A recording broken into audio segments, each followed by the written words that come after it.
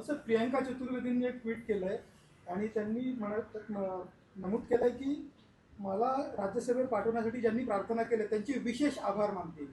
ठीक आहे, त्यांच्यासाठी सगळ्यांच्याच प्रार्थना होत्या शिवसेनेमध्ये.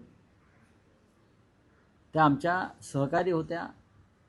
प्रियांका चतुर्वेदी ह्या राज्यसभेमध्ये उत्तम काम करत होत्या, पण गणित जमत नसल्यामुळे त्यांना दुर्दैवानं राज्यसभेच्या बाहेर राहावं. जर गणित जमलं असतं, जर पवारसाहेब निवडणुकीला उभे राहिले नसते, तर ही जागा शिवसेना 100% लढून विद्यमान राज्यसभा सदस्य चतुर्वेदी यांना ती जागा द्यायला कोणाचीच अडचण नव्हती.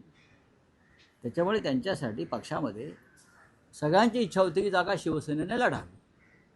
पण जेव्हा पवारसाहेबांसारखा नेता उभा राहतो आणि सगळ्यांनी ठरतंय की बाबा आपण त्यांना